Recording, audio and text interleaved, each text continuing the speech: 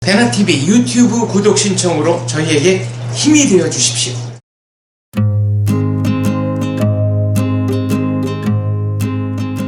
여러분 안녕하십니까. 세계 알아보장의 알알파고 장원재입니다. 네. 오래간만에 이렇게 다시 한번 촬영하게 돼서 너무 기쁘고 네. 너무 반갑고요. 한동안 촬영 못했어요. 왜 못했습니까? 연말연시라 너무 바쁘고 알프고 기자도 또 자, 굉장히 바빴고. 아시다시피 저는 특파원으로서 한국 네. 소식들을 토끼 내가 전해야 되는데요. 네. 요즘 한국에서 이슈가 많았잖아요. 많았어요. 그러다 보니까 좀 약간 바쁘고 네. 최근에는 잘하는 북한 것들. 수소폭탄 그렇죠. 어제는 실험까지 또 있어가지고. 오늘은 12시 어제 네. 12시까지 일했어요. 오늘도 새벽까지 사실 일해야 되는데 네. 여러분을 더 많이 기다리게 하고 싶지 않으니까. 네. 선배님 오늘 어디를 다룰까요? 중국의 난징, 한자로는 남경이고요. 그렇죠. 네, 이제 무슨 중국식 말이에요? 발음 난징. 무슨 의미예요? 남경. 남쪽의 수도다. 자, 그러면 수도예요, 남경은? 한때 그러니까 여러 나라의 수도였죠. 일단 삼국지에 나오는 손권 오나라, 오나라의 수도였고, 그 다음에 뭐 송나라, 제나라 뭐 등등. 그러니까 송나라가 이제 저쪽에 요나라, 금나라한테 밀려가지고 강을 건너와가지고 이제 남쪽의 털을 잡은 남송의 수도였고, 명나라 황제인 주원장이 여기를 수도로 삼으려고 해가지고 52년간 명나라 초기의 수도였고요. 그 다음에 이제 정식 나라는 아니지만 태평천국에 난 홍수취한이 12년간 반란군을 이끌고 태평천국의 수도로 삼았던 데가 바로 남경입니다. 그리고 중화민국의 또 수도이기도 했죠. 중일전쟁 때. 그럼 아직도 타이완은 남경을 수도로 생각해요. 남경. 공산주의자들한테 침략당하고 있는 우리의 수도. 남경을 베이징이 아니고 남경은 자기네들 수도다.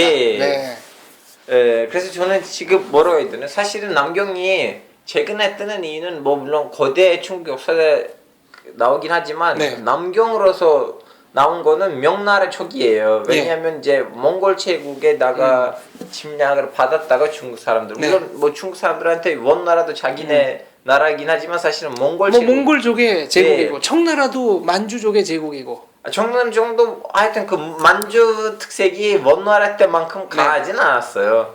그래서 다시 한번 그 중국 문화 그 한쪽 좀 약간 살리기 위해서는 잠시 남경의 수도를 두고 좀 약간 문화적으로 회복을 하고 나서 다시 한번 북쪽으로 갔는데, 다음에 뜬 이유는 태평천국이었잖아요. 네. 근데 태평천국도 원래 그 남경 근처에 나온 거 아니고 좀 더 안쪽에 있었다가 자기는 좀 그렇죠. 항구 쪽으로 정당성을 확보하기 위해서 거기를 이제 16년 동안 수도로 삼았는데, 그 태평천국은 좀 이상한, 그러니까 유사 기독교, 사이비 기독교 메시아 사상하고 중국식 무슨 신비주의 도교 사상하고 좀 이렇게 짬뽕이에요. 그래서 동양에 있는 이단들 중에서 아마 제일 성공했죠. 어쨌든 12년 동안 거의 16년 동안. 거의 16년. 그렇죠. 동안. 16년. 그러니까 남경의 수도를 잡고서 한 건 12년이고 그 전 발생까지 치면은 16년 동안 거의 뭐 중국의 반을 석권한 거나 마찬가지니까요. 그래서 선생님 너무 신기한 거는 어떻게 보면 이단이잖아요. 뭐 어떻게 뭐 무슨 예수님의 사촌 동생이라고 사촌 동생이라고 그랬죠. 홍수천 본인이. 아니 그 친동생. 친동생. 친동생이라 그러고 그다음에 뭐 신도끼리는 뭐 결혼 성관계 이런 거 하면 안 된다 그러고 좀 복잡한 게 많아요. 복잡한 게 많은데 근데 그 사람이 이렇게 이상한 이단이면서도 지금 중국 정부에서 어느 정도 인정을 해요. 왜냐하면 중국이 정나라였다가 다음에는 신의 혁명으로 중화민국으로 편했잖아요. 그때 그 혁명 정신, 그 씨앗을 뿌렸다. 그 태평천국 시대에 시작했던 그 반만주 감정. 그다음에 신분제도 철폐. 그렇죠. 봉건제도 철폐. 그리고 뭐 변등주의. 그런 이념이 뭐 버져나간 데 있어서 그 태평천국 반란이 너무 큰 역할을 했던 그러니까 거예요. 그런 이념이 있었으니까 중국의 반을 석권할 수 있었을 거다 이렇게 예. 보는 거죠. 그래서 뭐 사전 정리 사전 준비를 했던 거예요. 신의 혁명이든가 나머지 그게 이제 혁명의 씨앗이 됐다. 예. 네. 어떻게 보면 좀 비난하고 잊어버려야 되는 시기 돼야 됐는데 지금도 남경에 가시면 태평양 기념박물관 태평천국 태평천국 역사박물관 있어요. 그러고 보니까 난징에 저기도 있어요. 지금 신의 혁명 얘기했으니까 송미령 기념관, 송미령궁. 그러니까 송씨 세 자매가 있는데 맞아. 하나는 맨 큰 언니는 돈을 사랑했고 중국 사람들 얘기입니다. 둘째는 중국을 사랑했고 셋째는 권력을 사랑했다는데 셋째가 송미령, 쑥메이링 장개석의 부인입니다. 둘째는 순야tzen. 송경령, 손문의 부인이죠. 순야tzen, 손문. 네. 그리고 첫째는 은행 자본가와 결혼했어요. 재벌과. 선배님 어떻게 보면 그 사람들 객가족이에요. 객가족이라뇨? 크지아주 뭐 한국 말로는 객가. 그러니까 중국의 한족이 아니라 말하자면 중국의 소수민족. 소수민족도 아니에요. 중국 57개 민족이라고 하잖아요. 민족으로 인정 아니고 민계라고 해요. 민족이고 이거 시라고 해요. 뭐 무슨 요이. 그래서 이 민족은 너무 특이해요. 객가는 전 세계에 있는 화교 중에 상당수가 객가 아닌가요? 그렇죠. 선배님 이분들은 어떻게 보면 동양의 유태인들이에요. 그렇죠. 왜냐하면 이분들의 어마어마한 자본이 있고 어마어마한 정치 권력이 있어요. 예를 들면 이 가족도 송미령 뭐 여쩌고저쩌고 아버지가 엄청난 부자였고 객가족이었고 그리고 덩샤오핑 중국을 개혁 가방으로 밀어주는 그 지도자 그분도 객가족이고 영어로는 Great Reformer라는 평가를 받았습니다. 그렇죠. 그래서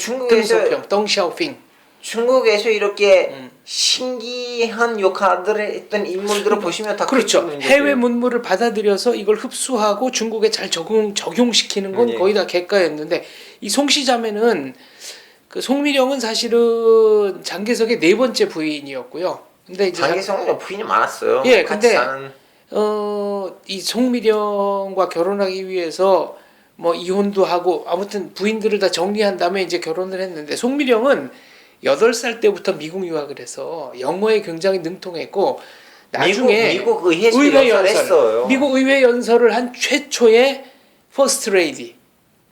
그리고 아마 여자로서 뭐 동양 사람으로서. 그렇죠. 그래가지고 굉장히 인기가 많았습니다. 근데 안 먹혔어요. 중국하고 대만에 붙을 때는 미국이 그렇게 대만의 편을 안 들어줬어요. 어쨌거나 아무튼. 선배님 근데 그 둘이 어떻게 결혼한지 아세요? 그게 언니 순본이 암살 당할 때는 장개석이 가서 살려줘요. 그때 보호해주고 그 계기로 이제 순야첸의 부인이랑 순본의 부인들을 알게 되고 그 관계로 그 여자의 여동생을 알게 되고 그렇죠. 어떻게 전략 결혼이었어요. 그렇죠. 결혼할 때 나이는 장개석이 40, 송미령이 30이었으니까 송미령도 그 당시 기준으로 보면 꽤 나이가 많았던 거죠. 올드미스였던. 아무튼 세 자매가 있는데 다들 그렇게 결혼을 역사적 인물과 했다. 이거는 아주 좀 특이한. 이거 영화로도 나왔어요. 세자매 맞아요. 송씨 세 자매인가 제목이 97년인가 아무튼 저는 대학교 때 봤었어요. 영상으로 본 동영의 역사이라는 강의 때 나와요. 그래서 송경령은 손문 죽은 다음에 미국에 이민 가서 살았고 송미령은 대만.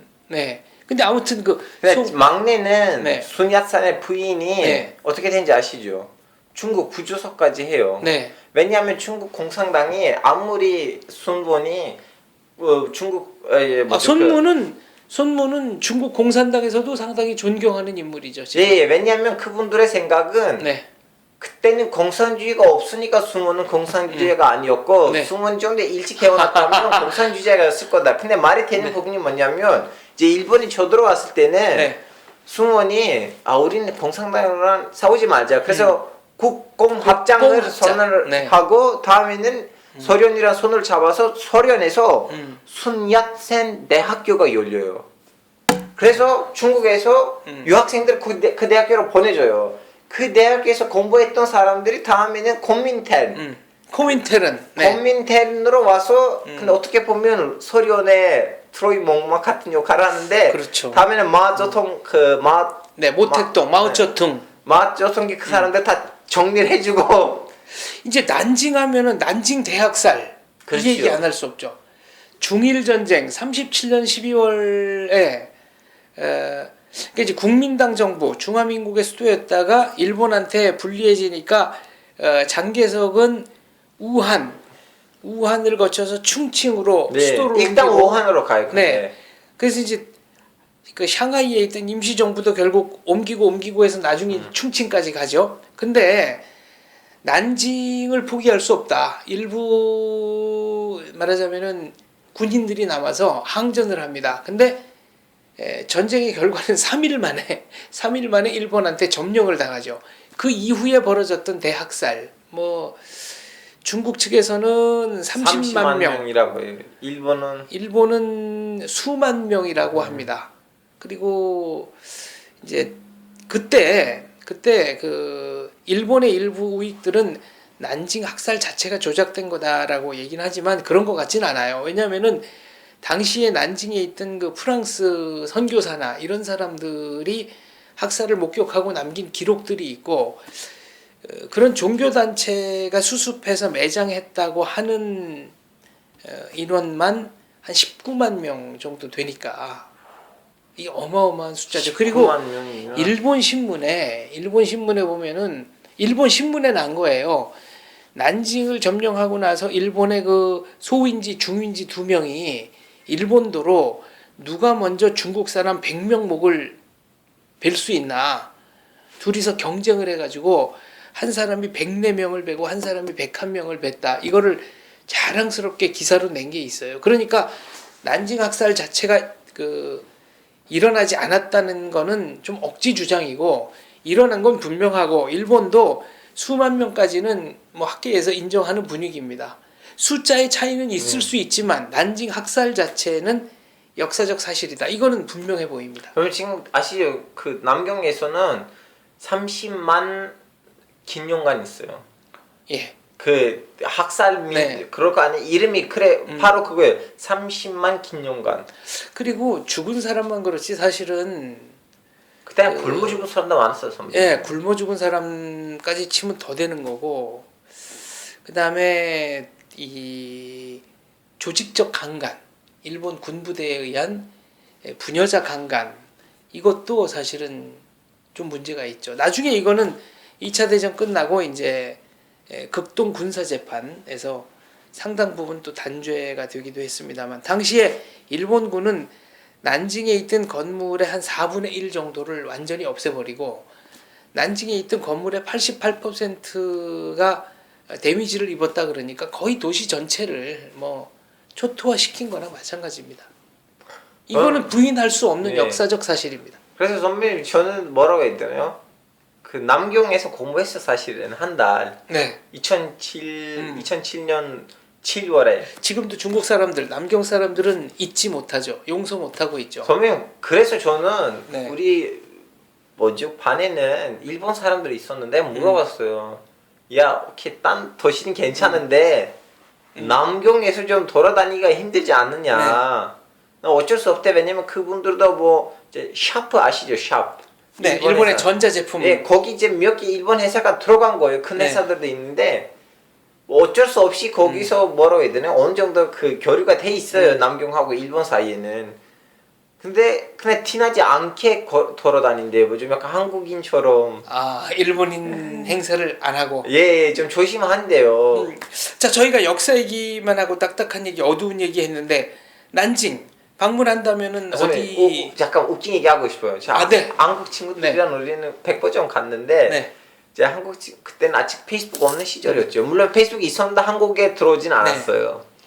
그래서 이제 제 친구들 이제 백화점을 들어가고 거기 있는 이제 모자를 쓰고 사진을 찍고 다만 모자를 빼고 뭐 뭐라고 해야 되나 그 장식품을 끼고 사진 찍고 버리고 다음 안경 끼고 사진 찍고 버리고 저는 야 이렇게 하지만 여기는 뭐라고 해야 되나 여기는 백화점이야 너 네. 한국 개망신을 만들려고 한 거야 쉬 조용히 해 나 알아 하여튼 우리 그룹이 좀 약간 여자 남자 다 있었어요 다음에는 그 여자들이 그렇게 사진 찍고 벗고 사진 찍고 벗고 하고 나서 다음에는 가서 스미마센 하고 나갔어요 아, 그거는 좀 반칙이죠. 저는 야 너 미쳤어? 우리 네. 일본 사람들도 일본인 딜을 안 내고 돌아다니는데 너 이렇게 하다가 또 가서 스미마센 하면 나가지 맞아 네. 그런 추억이 있어요 아, 그거는 굉장히 위험한. 너무 위험해 예, 그 사실 예의도 아니에요. 예. 아 예의가 아닌데 남경에서 하면 안 되는 일이라고 생각해요 예, 아까 이제 남경 그 송미령이 살던 그 송미령의 집 아마 현지에서는 미령 궁전 뭐 이런 식으로 이제 명칭을 해놓고 거기가 관광 명소가 되어 있는데 선배님 거기 남경에 가시면 핵심 네, 꼭 가봐야 되는 관광지는 종산 상로, 종산 공원, 뭐 중산 공원인데 네. 그 승야센이 들어가시고 나서 네. 거기 매장된 거예요. 아 중산이라는 거는 이제 그 자기 손문의 필명. 호. 예, 호호예요. 중산은 손문, 중정은 장개석. 예. 네. 그래서 중산 공원이라고 하는데 너무 되게 높은 산 같은 거 위에다가 매장되고 네. 거기 이제 뭐죠 그 계단들이 있고 거기 올라가려고 하면 너무 힘들어요. 특히 여름에 가시면 옷 자체가 완전히 땀이 돼버려요. 네. 뭐 땀으로. 네. 네, 땀 아니고 저 항상 그 발음을 못해요. 죄송합니다. 하여튼 근데 거기는 특징이 뭐냐면 원래 순야채는 네. 어떻게 보면 민주주의의 상징인데 그리고 대만에 네. 정당- 손문 기념관 또 있잖아요. 예 그래서 똑같이 걔네들 만들었어요. 네. 75년 때. 네.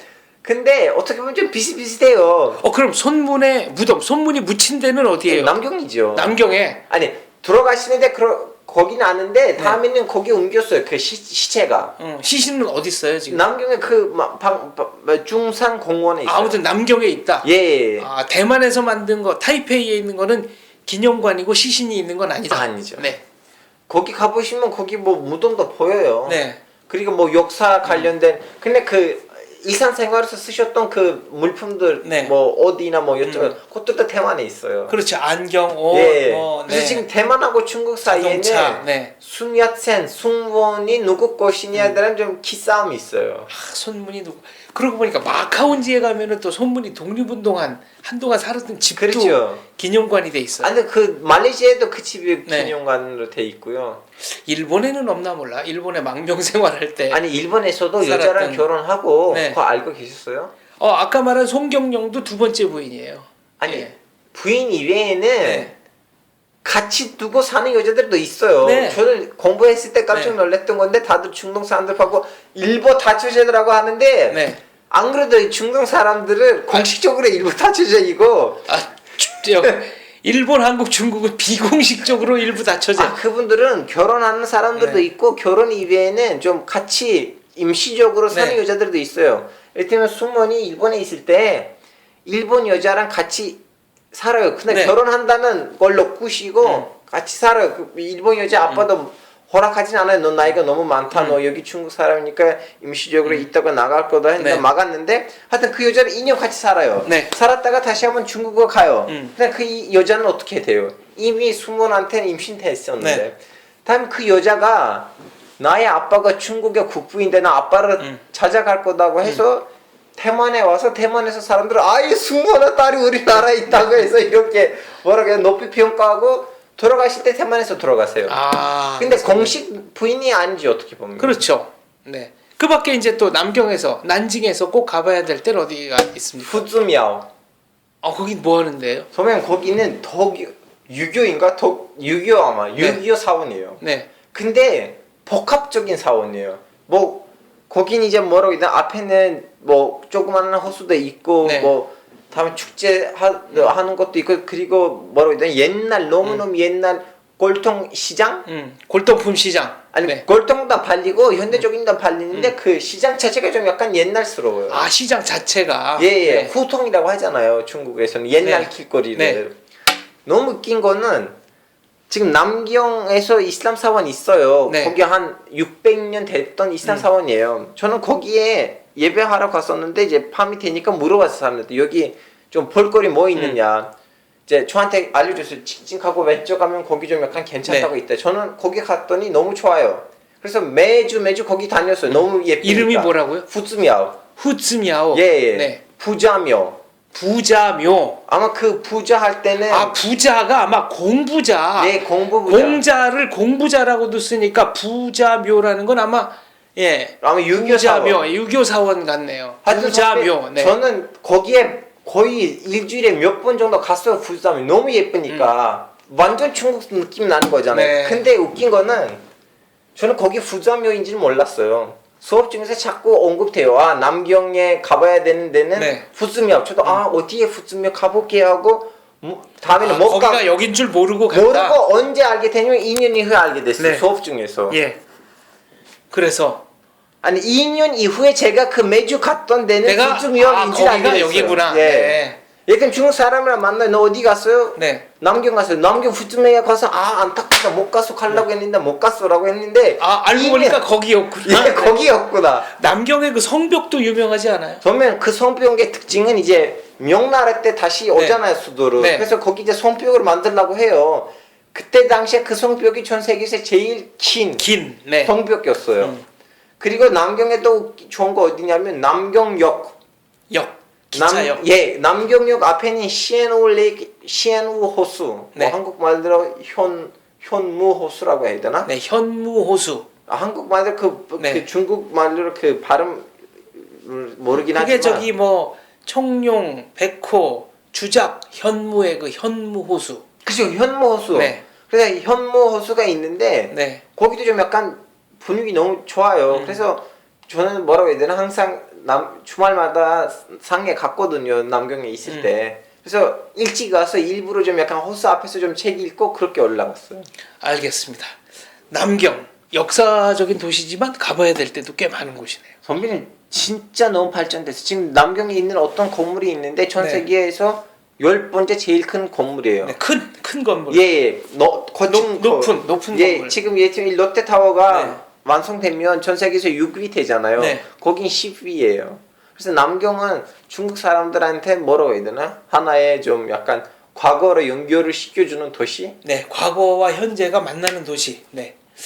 그런 면에서 이제 중국 역사, 중국의 과거를 담뿍 담고 있는 시안 얘기도 우리가 한번 했으면 좋겠어요. 한번 해줘요. 저 시안은 안 가봤거든요. 예. 네. 한번 우리 중국 탐방 해봅시다. 한 달 동안. 한 달. 5일간이나 네. 유명한 도시들만 갑시다. 알겠습니다. 난징도 한번. 저는 난징이 저한테 태종 같은 도시예요. 저는 거기서 살았기 때문에 잊을 수가 없어. 제 고향 같아요. 알겠습니다. 전 세계 여러 도시를 다니면서 여행만 하는 게 아니라 실제로 생활도 한 알파고 기자의 이 숱한 경험이 언젠가는 커다란 이 문화적 결실을 맺기를 기대하겠습니다. 감사합니다, 선배님. 알겠습니다. 지금까지 세계를 알아보자 중국 난징 편이었습니다. 감사합니다. 안녕히 계세요.